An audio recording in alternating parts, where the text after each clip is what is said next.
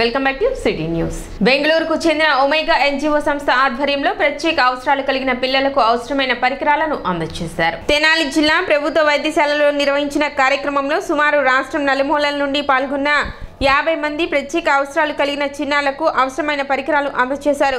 కార్యక్రమంలో physiotherapist doctor Dinesh, doctor Senthil, PEO engineer Arumugam, state medal officer doctor Prashanth, doctor Mahesh Babu, doctor Vishwashanti, Tenali ప్రభుత్వ వైద్యశాల superintendent doctor Saubhagyavani, doctor Madhubabu తదితరులు పాల్గొన్నారు. ఇవాళ తెనాలి పట్టణంలో ఈ డిఐసి బిల్డింగ్లో నడవలేని లేదా ఇతర ఇబ్బందులు పడుతున్న పిల్లలు చుట్టుపక్కల జిల్లాల నుండి సుమారు 45 మంది పిల్లలకి పరికరాలకి మనము దినేష్ గారు ఒమేగా ఫౌండేషన్ బెంగళూరు నుంచి వచ్చారు. ఆ పరికరాలు సంబంధించి కొలతలు తీసుకుని 15 రోజుల తర్వాత అవి అమర్చడం జరుగుతుంది. దీని ద్వారా మెరుగైన చికిత్సకు ఈ పిల్లలకి అవకాశం ఉంటుంది. సో ఇక్కడ డాక్టర్ మధు గారు మన పీడియాట్రిషియను, అలానే డాక్టర్ శాంతి అని ఫిజియోథెరపిస్టు, వీళ్ళందరూ ఒక టీం ఉన్నారు. ఈ టీం ద్వారా ఇక్కడ పిల్లలందరికీ కూడా మంచి చికిత్స అందుతుంది. తద్వారా ఈ పిల్లలు ఇంటికి వెళ్ళిన తర్వాత కూడా మనకి పేరెంట్స్ ఏం చేయాలి, అలానే ఈ ట్రీట్మెంట్ పొందిన తర్వాత ఏమి జాగ్రత్తలు తీసుకోవాలి, వీటి గురించి కూడా చెప్పడం జరిగింది. ఒమేగా రీహాబ్ ఇన్స్టిట్యూషన్ నుంచి ఎన్జిఓస్ వచ్చారండి. ఇక్కడ ఏంటంటే ఫిజికల్లీ ఛాలెంజ్డ్ పీపుల్, ఏ పిల్లలైతే ఓన్గా తన కాళ్ళ మీద నిలబడలేరో, నడవలేరో, ఆ పిల్లలందరికీ కావాల్సిన అప్లియన్సెస్ అంటే ఆర్థోసిస్, ప్రోస్థెటిక్స్ ఫ్రీ ఆఫ్ కాస్ట్లో అరౌండ్ 20,000 to 30,000 ఉంటాయండి. బయట మార్కెట్లో మనకి చాలా రేర్గా అవైలబిలిటీలో ఉంటాయి. వీటన్నిటిని మన ఫ్రీ ఆఫ్ కాస్ట్లో ఎన్జిఓస్ తరపు నుంచి మన స్టేట్ నోడల్ ఆఫీసర్ గారు డాక్టర్ ఈ ప్రశాంత్ గారు వాళ్ళని ఇన్వైట్ చేసి మీ అందరికీ ఫ్రీ ఆఫ్ కాస్ట్లో అప్లయన్సెస్ ఇవ్వడం జరుగుతుందండి. మా ఆహ్వానం నుంచి వచ్చిన మీకు అందరికీ ధన్యవాదాలు. ఒమేగా ఎన్జిఓ తరపున ఫిజియోథెరపీ అంటే ఫిజికల్లీ ఛాలెంజ్డ్ పీపుల్కి కానీ, కాళ్ళు సరిగా లేని వాళ్ళకి కానీ, వీళ్ళకందరికీ కూడా బ్రాస్లెట్ డిస్ట్రిబ్యూషన్ ప్రస్తుతానికి ఏంటంటే వాళ్ళ మెజర్మెంట్స్ తీసుకుంటూ ఉన్నారు. సో ఆ మెజర్మెంట్స్కి వాళ్ళకి తగ్గట్టుగా మెజర్మెంట్స్ తీసేసుకొని మళ్ళీ 2 వారాల తర్వాత ఇదే ఎన్జిఓ తరపున వాళ్ళు వచ్చేసేసి ఆ బ్రాస్లెట్స్ కానీ ఇవన్నీ కూడా డిస్ట్రిబ్యూషన్ అనేది జరుగుతుంది. సో దీనివల్ల ఏంటంటే ఫిజికల్లీ ఛాలెంజ్డ్ పీపుల్ కొంచెం వాళ్ళు సొంతంగా నిలబడడానికి కానీ, ఆ డిజబిలిటీ లేకుండా కొంచెం డైలీ యాక్టివిటీస్ జరుపుకోవడానికి కానీ, వీటికన్నిటికీ ఉపయోగపడేలాగా వాళ్ళంతా కూడా free of service from Bengaluru నుంచి వాళ్ళు వచ్చేసేసి, సో వాళ్ళ సొంత ఖర్చుతో వాళ్ళంతా కూడా ఇక్కడ పేద ప్రజలకి, పేద పిల్లలకి, వీళ్ళకందరికీ కూడా ఆ డిస్ట్రిబ్యూషన్ జరిపేయడానికి వాళ్ళంతా వచ్చేస్తున్నారు. సో దీనికి సహకరించింది మాకు ఎవరంటే state nodal officer doctor Prashanth గారు ఈ ప్రోగ్రామ్ అంతా కూడా అరేంజ్ చేసేసారు.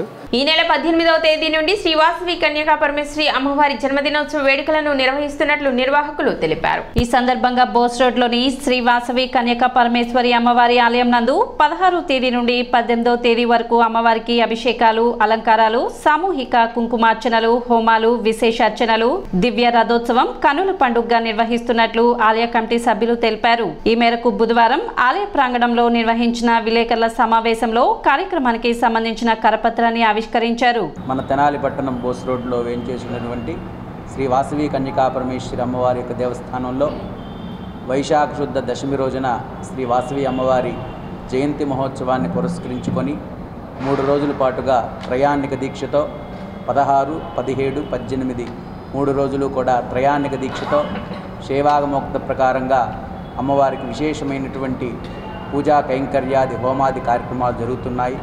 కావున భక్తులందరూ కూడా ఈ యొక్క పూజా కార్యక్రమాల్లో పాల్గొని వాసవి అమ్మవారి యొక్క కృపకు పాత్ర కావాల్సిందిగా కోరుతూ ఉన్నాము.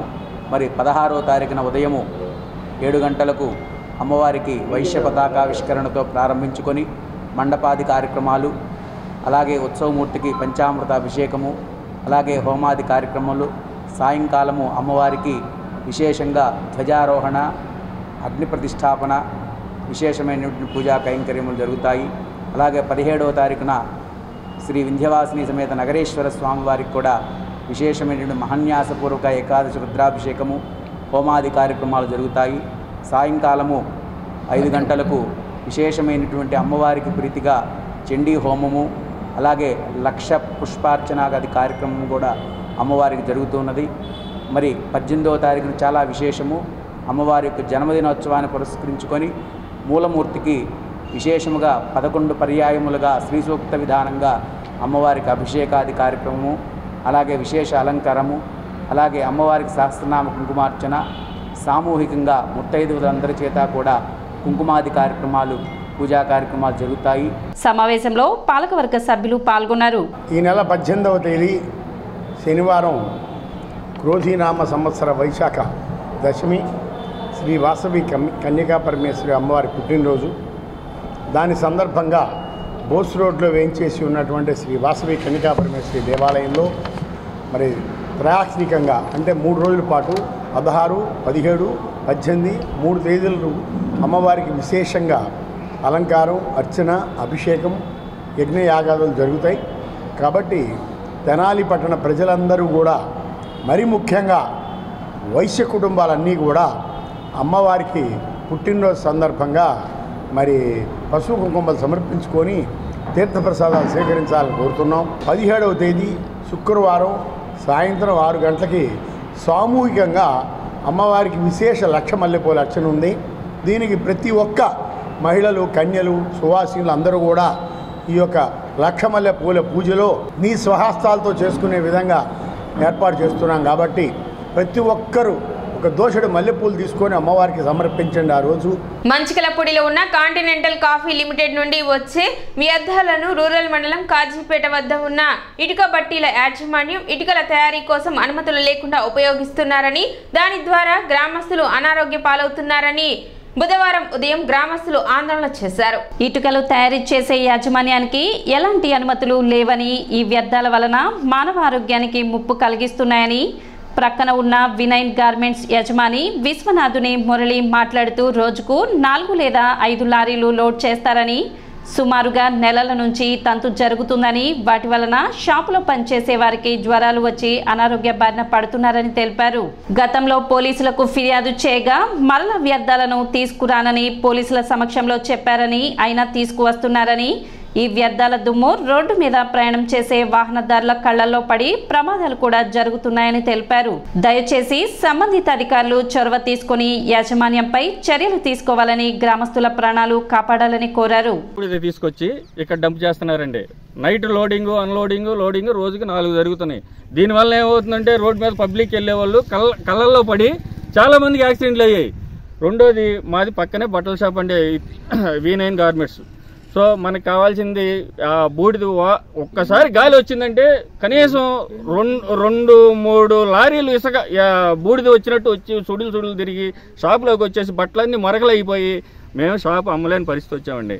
మేము ఈ ఊరు వాళ్ళకే మేము ఏదో ఎంప్లాయ్మెంట్ ఇవ్వాలని ఇక్కడికి వచ్చామండి. ఎంప్లాయ్మెంట్ ఇస్తున్నాం కూడా 10 నుంచి 20 మందికి గత 4 సంవత్సరాల నుంచి. కానీ ఈ బూడిద వల్ల మేము 4 రోజులు 5 రోజులు షాప్ కట్టేశాం. మేము బ్యాంకు నుంచి లోన్లు తెచ్చుకున్నాం, ఈఎంఐలు కట్టాలి, నెలకు 3 లక్షల నుంచి 4 లక్షలు కట్టాలి. ఎక్కడి నుంచి వచ్చి కట్టగలుగుతాం షాప్ కట్టేసి కూర్చుంటే? ఇది కేవలం ఎటువంటి లైసెన్సులు లేకుండా, ఎటువంటి డంపింగ్ డైరెక్ట్ సీసీఎల్ నుంచి వెళ్తే కస్టమర్కి వెళ్ళాలి, ఎక్కడ మధ్యలో ప్యాకింగ్ ఓపెన్ చేసి చేయకూడదు వీళ్ళు. కానీ ఇక్కడికి వచ్చి డంపింగ్ చేయటం, అక్కడి నుంచి మళ్ళీ లోడ్ చేయటం. రోజుకి కనీసం మొన్నటి వరకు అయితే 5 లారీలు 6 లారీలు లోడ్ అన్లోడింగ్ జరిగింది. ఎటువంటి పర్మిషన్ లేవు. ఇక్కడ పర్మిషన్లు ఉంటే మాకు చూపించండి, మేము వెళ్ళిపోతాం, షాప్ కట్టేసుకుంటాం, అవసరమైతే ఆస్తులు అమ్ముకుంటాం. ఈ ఊరు ప్రజలకి, ఈ ఊరు గ్రామస్తులకి నేను 20 మందికి ఎంప్లాయ్మెంట్ ఇస్తున్నాను. కాబట్టి ఎంక్వైరీ చేసుకోండి. ఎంప్లాయ్మెంట్ గురించి లేకపోతే విజయవాడలో ఉండలేక కాదు, ఎంప్లాయ్మెంట్ గురించి వచ్చాం, ఎంప్లాయ్మెంట్ ఇస్తున్నాం, ఎంప్లాయ్మెంట్ పొందుతూ ఉండ. వర్కర్స్కి మాకు ప్రాబ్లం ఏంటంటే మా దగ్గర 15 మంది వర్కర్స్ ఉన్నారు. మన వాళ్ళ కన్నా ఒరిస్సా వాళ్ళు బాగా తట్టుకుంటారు, కానీ వాళ్ళే జ్వరాలు వచ్చేసి వెళ్ళిపోయారు. ఇప్పుడు 2 వచ్చారు, కావాలంటే చూడండి, నా దగ్గర 40 మంది వర్కర్స్ ఉంటారు. మొత్తం అందరికీ జ్వరాలు వచ్చినాయండి. మా షాప్లో 15 మంది 20 మంది వాళ్ళకి కూడా తెలుసు. 20 మంది వర్కర్స్కి వాళ్ళిద్దరు ఉన్నారు, వచ్చి చూసుకోండి. వర్కర్స్కి సంబంధించి చాలా ప్రాబ్లమ్స్. సీతే చాలు ముక్కులోంచి బూడిద వస్తుంది, కావాలంటే చూడండి. నా కాళ్ళు చూడండి, నా కాళ్ళు ఇప్పుడు వచ్చింది కాదు, అంతకుముందు అట్టకు నల్లగా అయిపోతాయి. లేదు మా షాప్ కాడికి రండి, ఇట్లా ఒకసారి చూడండి, నల్లగా ఇదిగో ఇంతకన్నా దారుణంగా ఉంటుంది. పోలీసు వారికి ఆల్రెడీ పిలిపించారు, మేము ఇక నుంచి చేయమండి, అన్లోడ్ చేయము, లోడ్ చేసి పంపించేస్తాం ఉండదు అని చెప్పి కంప్లైంట్ రాసిచ్చారండి వాళ్ళు. నేను పోలీసులు కంప్లైంట్ ఇచ్చాను సార్, దాదాపు 1 మంత్ అయింది. 1 మంత్ వీళ్ళు వచ్చి లెటర్ రాసి ఇచ్చి మేము చేయమండి అన్నారు. ఆ తర్వాత 10 రోజులు చేశారు, 10 రోజులు చేశారు. ఆ తర్వాత మళ్ళీ ఇప్పుడు వచ్చింది. పిచ్చికోక కరిచి గాయాల పాలైన 8 మందిని తెనాలి జిల్లా ప్రభుత్వ వైద్యశాలకు తరలించారు. చెరుకుపల్లి మండలం బడేవారిపాలెం, రాజోలు గ్రామాలకు చెందిన 8 మందిని బుధవారం పిచ్చికోక కరవడంతో స్థానికులు వారిని తెనాలి ప్రభుత్వ వైద్యశాలకు తరలించారు. గాయపడిన వారిలో 2 మగవాళ్లు, 5 మహిళలు, 1 పిల్లవాడు ఉన్నారు. వైద్యులు క్షతగాత్రులకు వైద్య చికిత్స అందజేస్తున్నారు.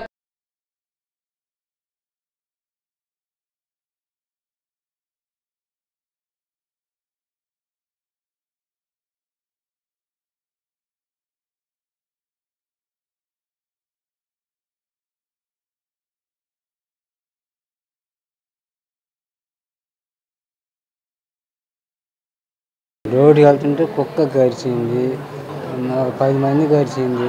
సిటీ న్యూస్ ముంచే ముందు ముఖ్యాంశాలు మరోసారి.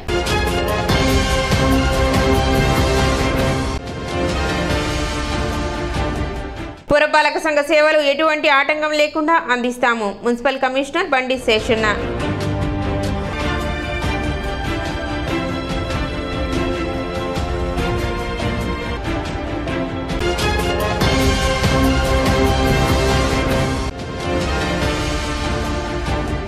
పిచ్చికొక్క దాడి చేసిన ఘటనలో 8 మందికి తీవ్ర గాయాలు. చెరుకుపల్లి మండలం బడేవారిపాలెంలో చోటు చేసుకున్న ఘటన.